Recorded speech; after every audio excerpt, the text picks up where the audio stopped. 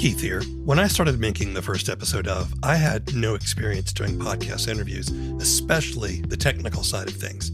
It was a lot of confusing steps, setting up double enders or making do with low quality recordings on whatever app I could figure out. But it got a whole lot easier when I started using Zencastr.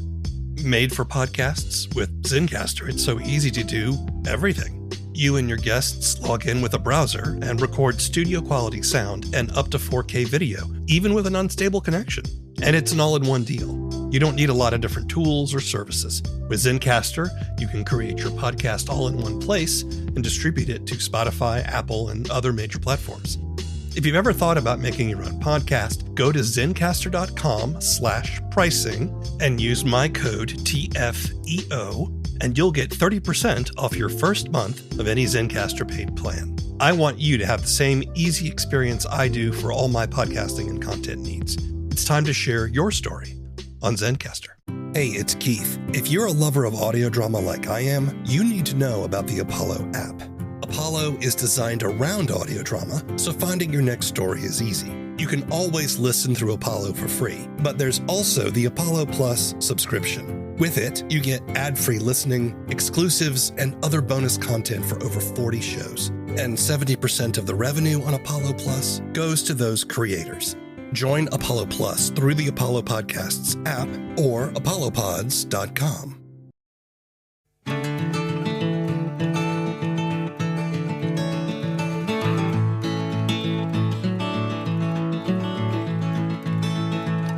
Hello, and welcome to the first episode of a podcast about audio drama and the creative process.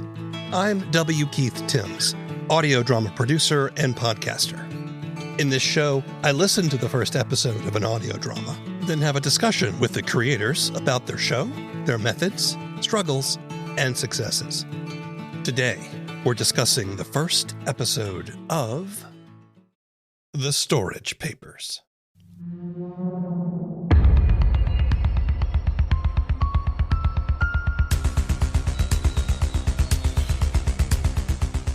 The Storage Papers is a supernatural horror story created by Jeremy Enfinger and written by Enfinger and Nathan Lunsford.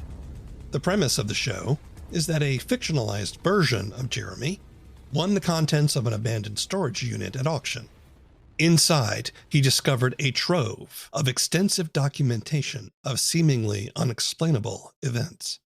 As Jeremy digs deeper into these papers, he reads accounts of the monstrous and strange and begins to investigate them himself. Enfinger started the Storage Papers in 2019 by himself, but for the second season, he brought in additional talent, including Lunsford. The show will soon release its fifth season. I spoke to Jeremy and Nathan remotely from their respective homes in California and Florida. Tell us a little bit about yourselves and what you do on the Storage Papers. I'm Jeremy. Initially, I started the Storage Papers. Season 1 was 100% me, and it just kind of started out as like a creativity project. I've never done creative writing or fiction writing or anything like that. I'm more of a visual arts type of guy, but I haven't even done that for a while. I was podcasting about paranormal interview stuff, and I had a radiology podcast associated with my side teaching gig. But I was like, gosh, that's not fun. You know, it's like more work. Yeah, so I started this. I had a few stories in mind, and I even had an idea for an overarching story for the character Jeremy. And I just kind of started with those little one-off episodes. Ultimately, between Nathan and I, we do everything for the show. I think we can each do just about every aspect of production, and we trade off responsibilities from time to time, whether that's, narrating, or I know Nathan gets into some character work there with a few characters, and even produces a little side show on Patreon called Unwanted Places, where it's one of our characters, Detective Mark Anderson. But yeah, we really, I brought Nathan on, and we had Cody for a while as main writers starting in season 2, and we've all just kind of been splitting the workload since.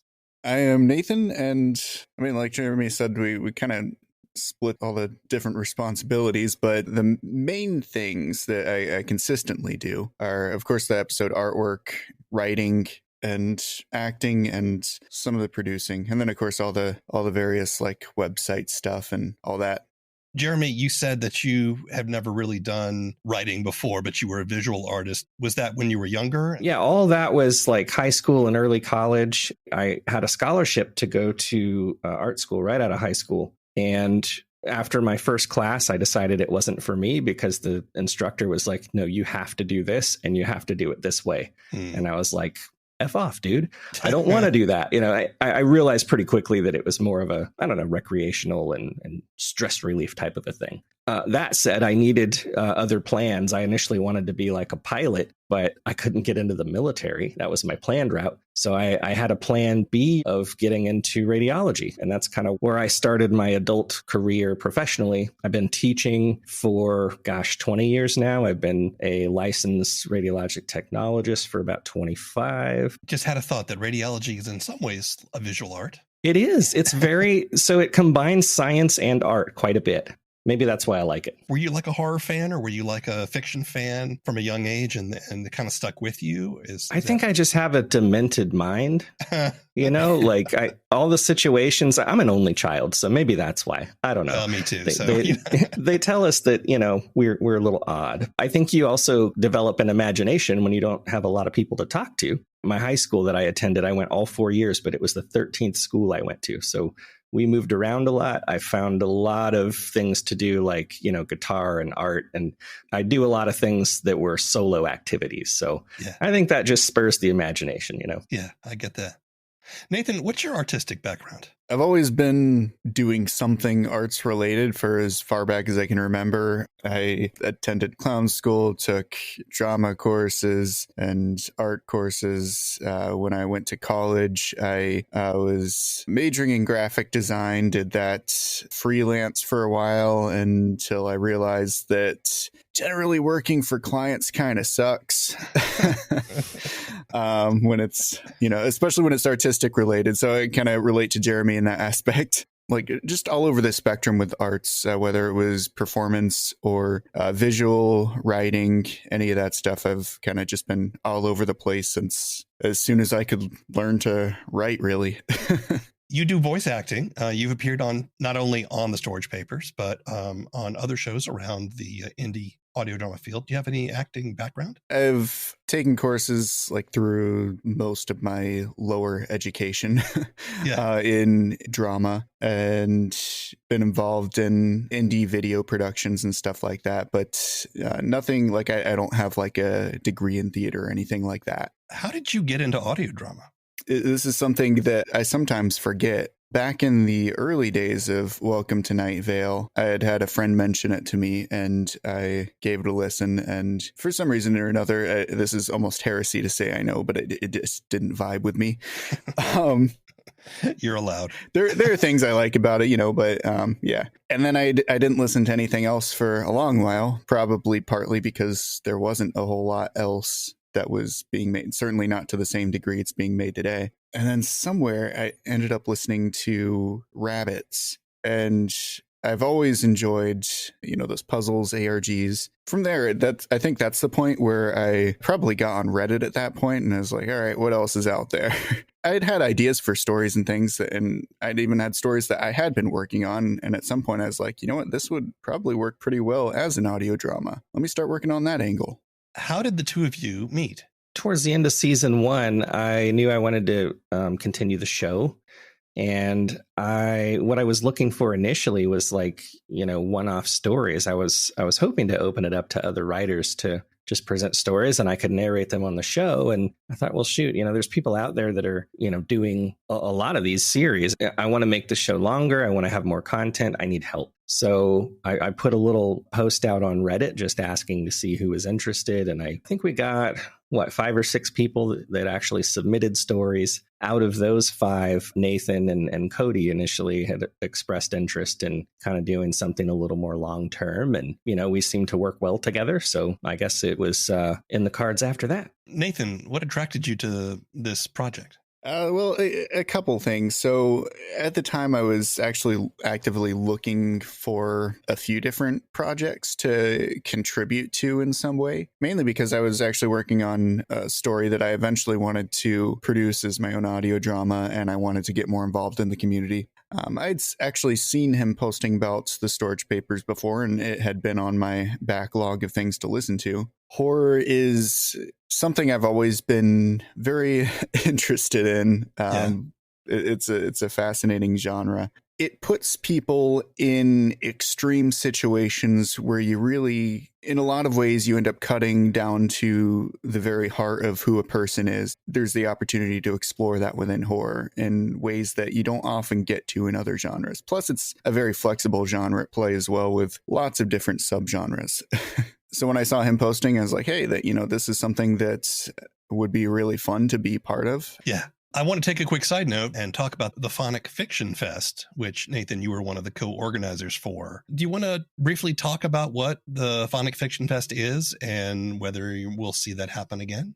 Phonic Fiction Fest is kind of, to a degree, stolen format from projects that I participated in my past, like a 48-hour film project. I borrowed heavily from that. Everybody forms teams, and then you don't know anything or almost anything about what you're going to be making, just that you're going to have 48 hours to make this audio drama story. So you're given a very, very basic prompt and then have 48 hours to write, produce, and release an entirely brand new audio drama. Exactly. Yeah. Why did you want to do this project the first time?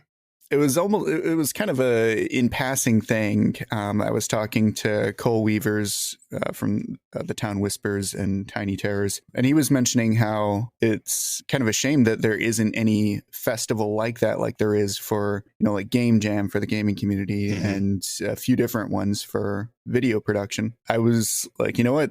You're right. Those things are super fun to do. If you want to do something, let me know and we'll organize it. And that just kind of kicked off from there. So let's get back to the show. I'm curious as to where the impetus came from for you to start doing this story and specifically making it an audio drama as opposed to something else. That's a hard question to answer. I've been a big fan of like X-Files and, a few other kind of like anthology based. I feel like I've always had these like little short story ideas in my head. My problem is I'm not a executor. I'm an idea person. So out of the thousands of ideas I have, less than 1% probably come out.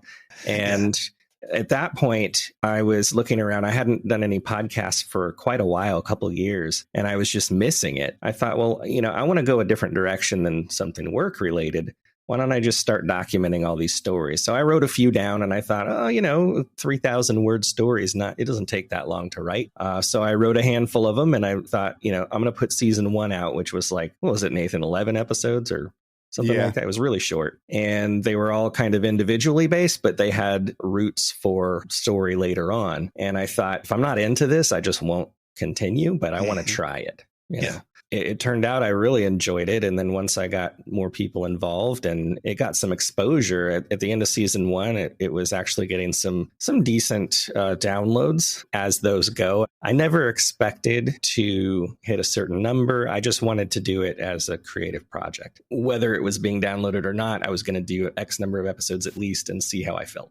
I ended up getting COVID and I had some health problems back when season 2 was going to launch, and that actually postponed season 2 quite a bit. But you actually released a couple of little, announcements, or this is coming up to the next thing I want to talk about, which is the difference between you, Jeremy, and Jeremy on the show. Right. You sort of did that as an in-character announcement, but it's also based in truth, right? Based in fact. Yes. Yeah. I love the idea of anything meta, right? So I based the show in the area I live. I used my own name. It's 100% fiction. But what's really cool is you can actually visit these places we talk about. They're all local to me. Like I should probably be driving around taking pictures and bumping up my social media game here or something. But yeah, I like to add a little bit of realism, also adding historical fact in with your fiction just to kind of mix it up a little. I think makes a more immersive story. Yeah. Is there any autobiography in the Jeremy that appears on the storage papers? I think the only thing that's actually true is I've done paranormal investigations before, and I'm a total nerd about that subject. Yeah. And I thought it would be fun to kind of write that in. But I make a point not to make a fictional story based on anything that's actually happened. as a result of, real life experience in that world, because I think there's a lot of people out there that really try to fake things. And I want to draw a very distinct line between what I'm doing here versus, when I actually go do stuff like that. My name's Jeremy, and a few months ago, I was clearing out my storage unit when I noticed a sign advertising an auction that day. I'd seen a couple reality TV shows where people purchased rights to storage units that were delinquent in payments, and then they would turn some profit for items contained within them. Out of mere curiosity, I stuck around for the auction just to watch the process. Since I was the only person that showed up, I figured I would bid the minimum bid of $5, and I won. I was able to sell an old guitar case on Craigslist for about $100 and ended up with a nice patio furniture set that I kept. Most of the storage unit's contents were junk, but there were a few boxes that piqued my interest. They contained what appeared to be a mix of old case files or witness statements. My guess is that the previous owner was some kind of private investigator. Were you hoping that some people might tune in and think this was a real thing? That because you're making it sound very real. You're basing it a lot on yourself and in a real place. Yeah. Were you hoping that people might kind of go, "Hey, is this real?" I'd be lying if I said no. To what extent, I'm not really sure. I knew that, I have zero acting experience, and I know I can't act well. I'm trying to learn things, and I've since the start of this show and getting more involved with the audio drama community, I just have an immense respect for people who can do it well. So I try things, I audition for things, but really I have no training. I thought it would actually sound more authentic if I narrated it myself rather than getting an actor to do it and it sounding acted out. You mentioned earlier that you generally prefer to work alone, or at least that's... Well, yeah, I can work with other people, but I've never had an opportunity to as much, I don't think. Yeah. So my question is, what was it like to bring in Nathan and have to work together? What was that experience like creatively for you? I think at first it was a little uncomfortable, honestly. Professionally and in my work life, I delegate. As an audio drama sort of scenario with creativity involved and not necessarily knowing everyone's strengths or their style even. I was kind of like a deer in headlights at first. And I think Nathan would agree. It took me a really long time to, I guess, put trust in him to push things out or ask him to do different things. He's very capable, like probably more capable than me, honestly. But the idea of like kind of finding myself in this process and sharing the load, it was tough to adjust to for me. I've seen Nathan do stuff on his own too that's like really cool stuff. And I'm like, well, shoot, I should have been giving you more sooner, Well, Nathan, let me ask you about you. What was it like for you to come into a pre-existing world, someone else's idea, someone else's property, and carve out a place for yourself? It was definitely understandable that he did feel that way going in, especially he just recruited like half a dozen strangers from the internet. It's only fair. Yeah, exactly. Yeah. It's only fair that it'd be a little hesitant to relinquish control of some areas. For me coming in, I'll say it was a challenge I've never encountered before. So I was very hesitant, even in my writing. It was really a lot of testing the waters, seeing what works, seeing what are these characters actually like outside of just what I've heard so far and what I've read so far. I think the first story I submitted, I don't even think I wrote anything for Jeremy's commentary that he usually has at the start or end. I just wrote the story and I'm like, I'm not sure what else to put here. So it took a lot of warming up from both sides, I think. How do you feel about your working relationship now? And how do you feel about the way you can work together to create the show? I think it's matured quite a bit. I mean, we probably still have some growth to do, but, compared to the beginning, like, for instance, the next season we're working on now, season 5, we're highly collaborating up front. We're just pitching ideas to one another. We talk about it and that spurs on better ideas. And I feel like it's more of a group effort. Our process just syncs well. I'm always worried about writing myself into a corner, and I think Nathan's helped me prevent that a couple times with some details I've maybe forgot about or maybe a direction we plan to go. I think having that extra insurance, I'll say, it's very valuable. I'm not sure I would go much farther in the show if I didn't have that support and that person to bounce ideas off of. I've said to a couple different people on different occasions that is something that's super cool is that we had our own little writer's room going. I mean, we used to have that with Cody when he was able to participate more. That was a super cool experience. And now it's come down to just me and Jeremy. And I think we've gotten a feel for each other's comfort level with throwing around ideas and things. And I like that when we are talking that, neither of us has any judgment for each other's ideas like you should have in a writing room. It's been a really good experience for collaboration. Why don't we talk about the show a little bit? When you think about the Storage Papers, what do you think of and what is the show to you? That's a loaded question, I think, because I believe that changes over time as the story builds and we go different directions. It does change. For me, it's like a representation of all the bad ideas that you have coming into fruition and making the stupidest decisions ever. You can't write an entertaining story by playing it safe. Sure. So I think it's a way to examine someone's life that is in a similar situation as me, outside of the fictional character, and maybe making those stupid choices that you just, wouldn't be responsible at all. And just playing around with seeing what happens. I used to be more of like an outliner writer. But I think some of Nathan's influence on me is like, okay, start out with maybe some structure, but be open to where that might go as you're writing. If it goes a different direction, let's follow that path for a while and see what we think. More than just the story, it's been an avenue for me to develop some additional creative writing skills. First and foremost, it's fun.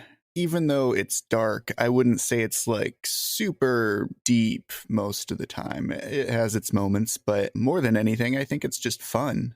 And especially with how serious and oftentimes depressing and chaotic the world is, it's nice to have that fun catharsis. Even if it is dark, it's still fun. It's like what comedy writers do. They use satire or sarcasm to make light of situations that are really uncomfortable. And I think it does provide an outlet like that of like, what if we just think about this for a while? This could be interesting. And I agree. It's fun, but it's also, for me, it's like therapeutic. I don't know about you, Nathan. Well, there's the idea of catharsis, right? Which is one of the things horror attempts to do. Is horror attempts to make us contemplate the awful things that could happen, then purge ourselves at the end, hopefully, of some of those feelings of fear. The premise of the show is there is a character named Jeremy who buys the contents of an abandoned storage unit at an auction and discovers inside that there is, among other things, a whole bunch of case files that apparently belong to some sort of private investigator. Many of which have a paranormal bent or cause. The first season is really mostly, I want to say, like Monster of the Week kind of thing, where each episode is a different case file that deals with a different, very strange occurrence and the investigation that goes into it. Witness statement from Jim Thorpe, Saturday, February 7th, 2009.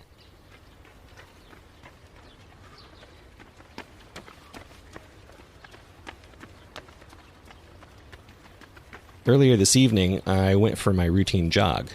I've been training for a marathon, and Saturdays were always long mileage days. I'd planned on getting 11 miles in, and I'd like to run on this stretch of bicycle trail by the lake for my long runs.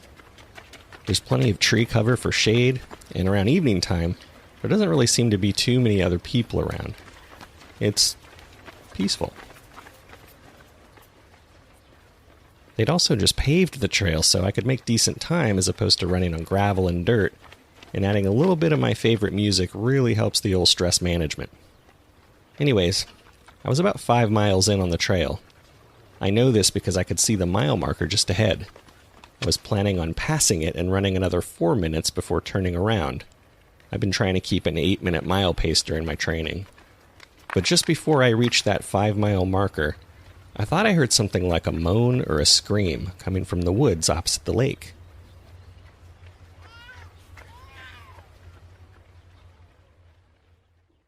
But there is an overarching sort of more long-term story. You start seeing some patterns and some themes probably towards the beginning, mid to season 2, and you start getting recurring characters and things like that. We've taken a long time to really get to the big picture, what's happening. There's still a lot to explain, but we do find that there is more in common with each of these papers than was initially suspected. I think the reason we took so long to do that is we really want to take the approach of, well, this is just a random guy happening upon this. Of course, it's going to take him a while to realize this. But as a writer, I think that's a challenge. How do you retain people's attention and focus on that thing without losing them in the, it's funny, like you called it Monster of the Week type of episodes. That's exactly what we referred to it as earlier. Right. Well, and there's value in that, right? Because it provides novelty. It's something, oh, what's going to happen this time, right? And that causes anticipation in the audience. Nathan, I must imagine that having the sort of Monster of the Week style made it easier for you as a newcomer. Well, we can insert all kinds of things in here because we're not necessarily beholden to a particular storyline. I mean, there definitely was that element to it. I had these ideas and things and contributed these stories that I wouldn't have been able to necessarily, or would have certainly been a lot more difficult to contribute. You know, I don't think we've talked about this, Jeremy. That's probably about the time that you had really decided that there is going to be this overarching story. I remember when you asked for contributors, and in those early conversations, you're like, all right, who wants to just contribute to one-off stories? Who wants to contribute to the overarching story? I'd kind of signed up for both because it sounded fun. Yeah, I'll agree with you there. I did have an idea for like a start and an end, but I had no middle. I honestly think it was better working out that way because then I could incorporate, your feedback into that whole middle section. And I think I've shown I'm pretty flexible to change. There is an idea for the next season I was kind of against for a while, and I'm still not sure about it, but I think I've wrapped my mind around the way we're doing it, that it's going to be super cool. I wore him down. Yeah. As I approached the thicket, I noticed what appeared to be the entrance of a small cave. I could see the rounded ceiling of the cave entrance just above the fog. It was only about 4 feet wide, and it would probably fit a full-grown person who was willing to get on all fours to go in. I moved toward the cave, thinking that it was going to be the most likely place someone would find shelter if they needed it. I was still cautious about my footing as I slowly approached the thicket of trees outside the cave entrance. I tried talking more to see if I could prompt another cry or maybe a response from another person. Once I started going under the thick canopy, I noticed a very foul odor. It was like a dense smell of urine, wet dog, and skunk all combined, and it overwhelmed my senses to the point where I thought I was going to be sick. I had to stop right there for a moment to pinch my nose because of the stench, and I decided to call out again, a little quieter this time. Almost immediately, the baby cried again, and it couldn't have been more than 10 or 15 feet away.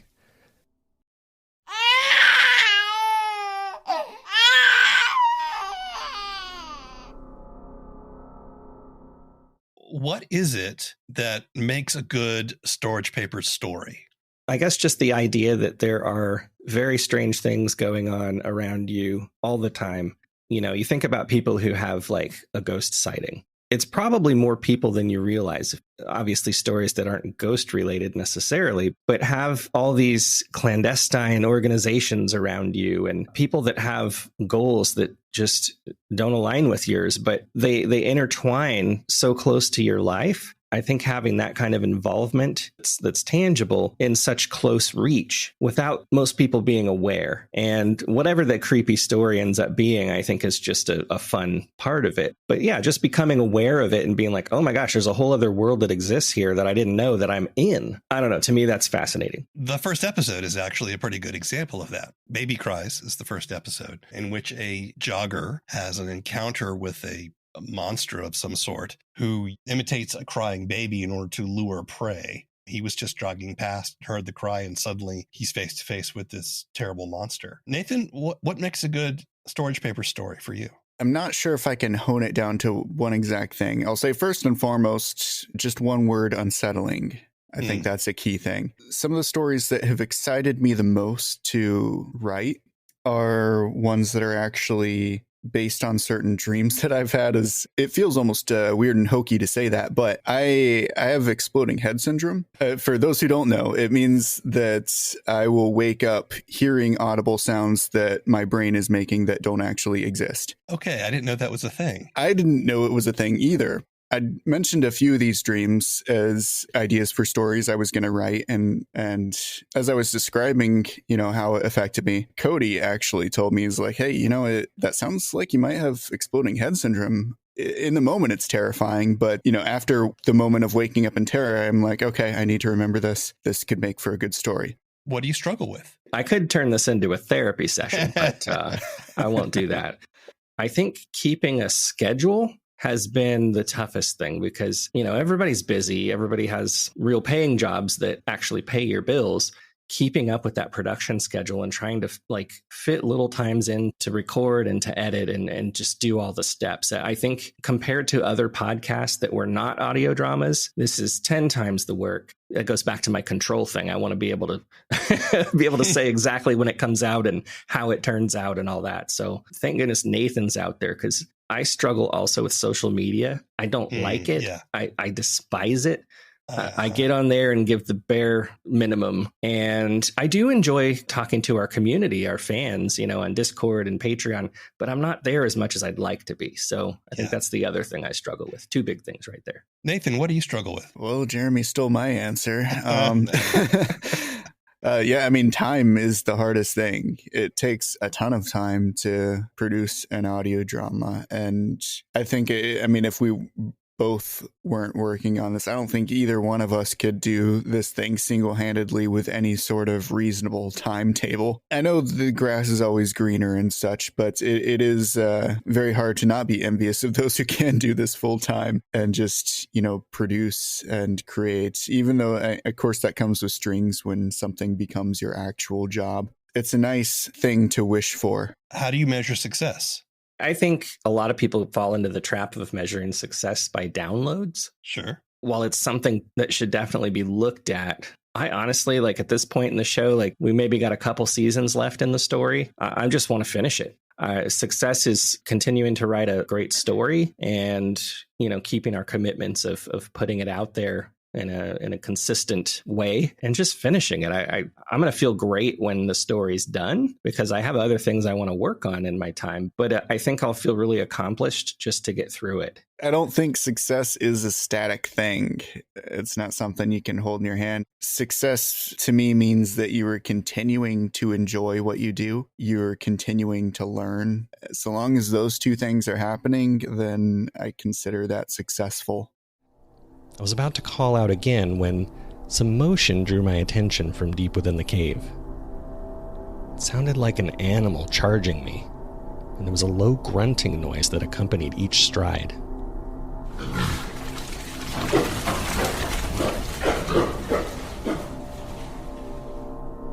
As I looked toward the cave to focus my eyes, I saw two dim yellow eyes reflecting back at me, bouncing up and down with each grunt I heard. The Storage Papers is a great example of how stories evolve over time as creative teams change and new narratives are developed. There are some deeply frightening concepts among its tales, some that show up for just one episode, others that form a longer, ongoing story of cosmic evil. You can listen to The Storage Papers on most major podcast platforms, or see our show notes for more information. The First Episode of is written and produced by W. Keith Timms. All the opinions expressed in this show belong to the people who expressed them, and not necessarily to anyone else.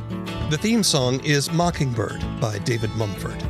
This show is a production of Alien Ghost Robot Creative Media. If you want more information, want to sign up for our newsletter, or are an audio drama creator and would like to be on the show, visit our website at TheFirstEpisodeOf.com.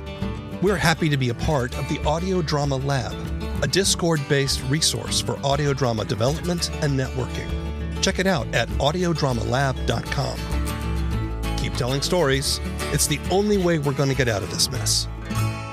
Until next time. I know you got questions about him. Where did he come from? How did he do all those things they say he did? Was he a terrorist? Was he crazy? Was his skin really blue? Well, I'll tell you what I know. I was there with him, driving through the back roads under the stars. I was witness to wonders and miracles, and to the darkness that's coursing through the veins of our country. He came to fight it in his own strange way, but no one leaves that fight unchanged. Not even Rael. People ought to know the truth. And I was there.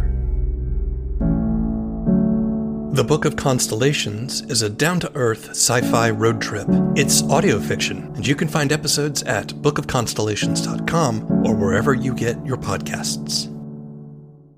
Hey, it's Keith. Have you ever thought about creating your own audio drama? Ever wanted to make your first episode of something? Then you should know about the Audio Drama Lab. It's a Discord-based resource for audio drama development and networking. You can connect with other creators, find actors and musicians, and even incubate your idea with step-by-step advice, accountability, and encouragement. Check it out at audiodramalab.com and start telling your story.